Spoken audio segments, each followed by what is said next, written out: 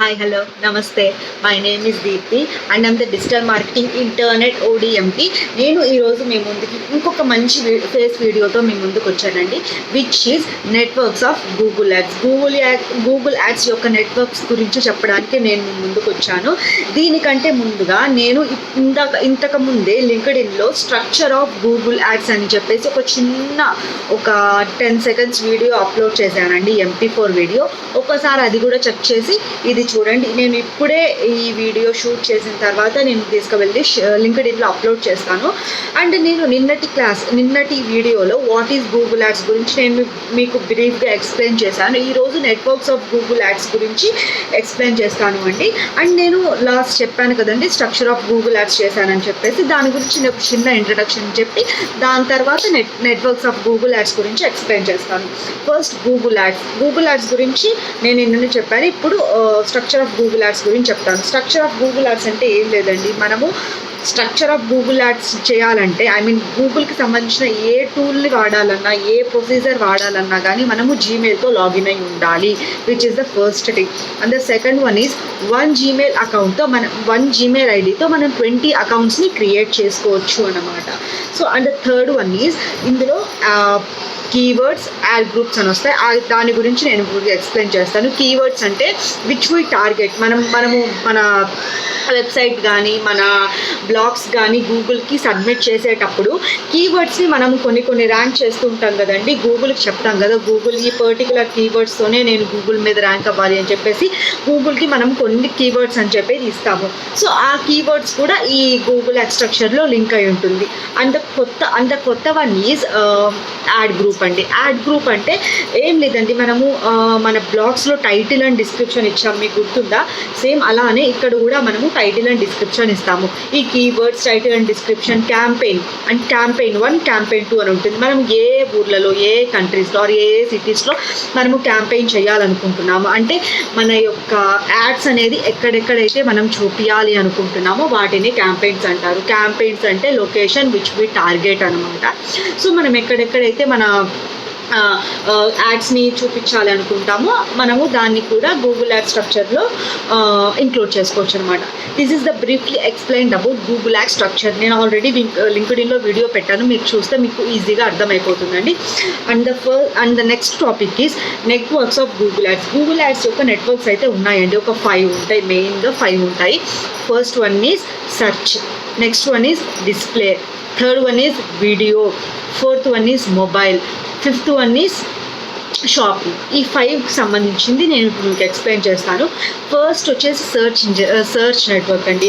Search network యొక్క bidding వచ్చేసి CPC అనమాట. అది గూగుల్లో వేర్ యాడ్ అపియర్స్, యాడ్ ఎక్కడ కనిపిస్తుంది అంటే SERP మీద. ఎందుకంటే మనం సర్చ్ చేసేది SERP మీదనే కాబట్టి, సర్చ్ అంటే సర్చ్ ఇంజన్ అంటే గూగుల్లోనే మనము సర్చ్ చేస్తాం కాబట్టి దాన్ని సర్చ్ ఇంజన్ అంటారు, అంటే CPC అనమాట. అండ్ టెక్స్ట్ వచ్చేసి టెక్స్ట్ అనమాట. మనం టెక్స్ట్ ఫార్మాట్లోనే కదండి గూగుల్కి మనం చెప్పేది మనకి ఏం కావాలో, అందుకని చెప్పేసి దాన్ని టెక్స్ట్ అంటారు. బిడ్డింగ్ వచ్చేసి CPC, వేర్ యాడ్ అపియర్స్ వచ్చేసి SERP మీద మనకి కనిపిస్తుంది. And last one is location which we target.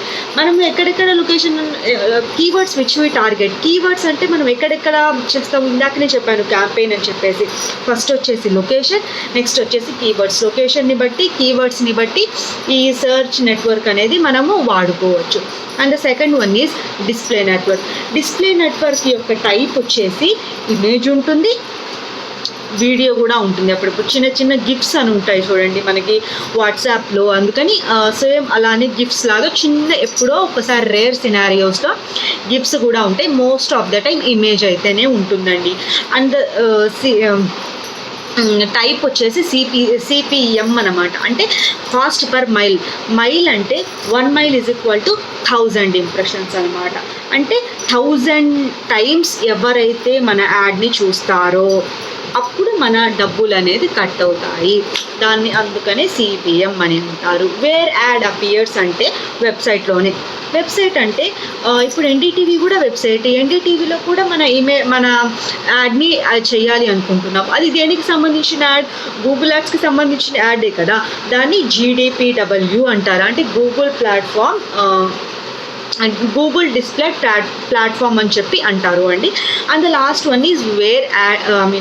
One is ఎక్కడ మీ కీవర్డ్స్ అనేది ర్యాంక్ అవ్వాలి అంటే ఎఫినిటీని బట్టి, లొకేషన్ని బట్టి, ఏజ్ని బట్టి, జెండర్ని బట్టి, ఈ 4 కేటగిరీస్తో మనము మన కీవర్డ్స్ అయితే ఎవరెవరైతే టార్గెట్ చేయాలనుకుంటున్నారో అక్కడ చూస్తారు. ఎఫినిటీ అంటే యూజర్స్ యొక్క ఇంట్రెస్ట్ని బట్టి కూడా మనం కీవర్డ్స్ అనేది సెర్చ్ చేయొచ్చు. And the third one is video అంటే టైప్ వచ్చేసి కూడా వీడియో ఫార్మాట్లోనే ఉంటుంది. వీడియో నెట్వర్క్కి ఇమేజ్ ఫార్మాట్, టెక్స్ట్ ఫార్మాట్ ఏమి ఉండదు కదా. సో వీడియోకి వీడియో ఫార్మాటే ఉంటుందండి. అండ్ దట్ ఏమంటారు బిట్ వచ్చేసి సిపివి అంటే కాస్ట్ పర్ వ్యూ అనమాట. ఎవరైతే మన అడ్వర్టైజ్మెంట్ని చూస్తారో అప్పుడు మన డబ్బులు అనేది కట్ అవుతాయి. And the fourth one is where ad appears, జీడిపిడబ్ల్యూలో మన యాడ్ అనేది కనిపిస్తుంది. అండ్ యూట్యూబ్లో కూడా కనిపిస్తుంది. ఎందుకంటే వీడియో అంటేనే యూట్యూబ్. సో యూట్యూబ్లో మన యాడ్ కనిపించడానికి ఛాన్స్ ఉంటుంది. అండ్ ఇది ఎక్కడైతే లొకేషన్ విచ్ వి టార్గెట్ అంటే ఏజ్ని బట్టి చేయొచ్చు, జెండర్ని బట్టి చేయొచ్చు, ఎఫినిటీని బట్టి చేయొచ్చు. ఈ 3 టైప్స్తో కూడా మనము లొకేషన్ బట్టి టార్గెట్ చేయొచ్చు అన్నమాట. And the fourth one is mobile app అంటే మొబైల్కి సంబంధించింది కాదు అండి, ఇది అప్లికేషన్స్కి సంబంధించింది. యాప్స్ ఉంటాయి చూడండి మన ప్లే స్టోర్లో, సేమ్ అట్లాంటి వాటికి సంబంధించింది. దీని యొక్క టెక్స్ట్ వచ్చేసి ఇమేజ్ ఉంటుంది, వీడియో ఉంటుంది, అలాగే టెక్స్ట్ కూడా ఉంటుంది అండి. అండ్ బిడ్ వచ్చేసి కాస్ట్ పర్ ఇన్స్టాలేషన్, సిపిఐ అనమాట. ఎవరైతే మన యాప్ని ఇన్స్టాల్ చేసుకుంటారో అప్పుడే మన యొక్క డబ్బులు అనేది కట్ అవుతాయి అన్నమాట. అందుకని దీన్ని కాస్ట్ పర్ ఇన్స్టాలేషన్ అని చెప్పి అంటారు అండి. అండ్ వేర్ యాడ్ అపియర్స్ అంటే మనకి గూగుల్లోనూ కనిపిస్తుంది, ఎస్సీఆర్పి మీద కనిపిస్తుంది, ప్లే స్టోర్లో కనిపిస్తుంది. మెయిన్ ప్లే స్టోర్లో కనిపిస్తాయి కదా యాప్స్ అని, సో ప్లే స్టోర్లోనూ కనిపిస్తుంది. అలాగే ఇట్లా ఎన్డీటీవీ అట్లాంటి ప్లాట్ఫామ్స్లో కూడా మనము డిస్ప్లే చేసుకుంటే వెబ్సైట్స్ డిస్ప్లే యూనిట్స్ అనేవి మనకి కనిపిస్తుంటాయండి. And location which we target అంటే సేమ్ ఎఫినిటీని బట్టి, కీవర్డ్స్ని బట్టి, లొకేషన్ని బట్టి, ఏజ్ని బట్టి, జెండర్ని బట్టి మనము యొక్క కీవర్డ్స్ అనేది సెర్చ్ చేసుకోవచ్చు. And the last one is shopping అండి. షాపింగ్ వచ్చేసి ఇది కొంచెం కాంప్లికేటెడ్, కొంచెం వేరే, అంటే ఈ మిగిలిన 4 వాటితో పోలిస్తే ఇది కొంచెం భిన్నంగా ఉంటుంది అన్నమాట. దీని యొక్క టైప్ వచ్చేసి షాపింగ్ కాబట్టి టెక్స్ట్ టైపే ఉంటుంది. ఎందుకంటే మనకు కావాల్సింది టెక్స్ట్లోనే ఉంటుంది కాబట్టి మనకి షాపింగ్ సంబంధించిన ఏది కావాలో మన టెక్స్ట్లోనే చూసుకుంటాం కాబట్టి సో టెక్స్ట్ టైప్ ఉంటుందండి. అండ్ బిడ్డింగ్ వచ్చేసి కాస్ట్ పర్ ఎక్విజిషన్ అంటే ఈజ్ నథింగ్ బట్ ఇంట్రెస్ట్ని బట్టే కదా మనం షాపింగ్ చేసేది, అందుకని కాస్ట్ పర్ ఎక్విజిషన్ అని ఉంటుంది. అండ్ వేర్ యాడ్ అపియర్స్ అంటే జీడిపిడబ్ల్యూలో కనిపిస్తుంది.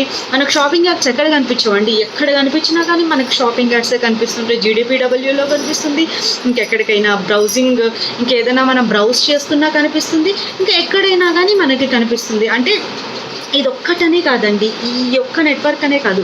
ఫర్ ఎగ్జాంపుల్ మనం ఏదైనా అమెజాన్లో ఒక షూస్ కొనాలని చూసామనుకోండి, యాడ్ టు కార్ట్ చేసాము, దాన్ని కొనడం మర్చిపోతే ఆ యొక్క పర్టికులర్ ప్లాట్ఫామ్ వాళ్ళు మనం ఏదైతే చూస్తున్నామో, మనం యూట్యూబ్లో కానీ మన ఫోన్లో ఏదైనా నెట్కి సంబంధించిన ఏది చూసినా కానీ వాళ్ళు మన యొక్క రిమైండర్ పంపిస్తూ ఉంటారు. మీరు ఇదే కార్ట్లో పెట్టుకున్నారు, మీరు ఇది కొనుక్కోవాలి అని చెప్పి మనల్ని ఫోర్స్ చేస్తూ ఉంటారు వాళ్ళు మాటికి. సో అందుకని చెప్పేసి దీన్ని ఇట్లా అంటారండి. So this is the briefly explain about search networks of Google ads. Hope మీకు అర్థమైందని అనుకుంటున్నాను. Thank you so much.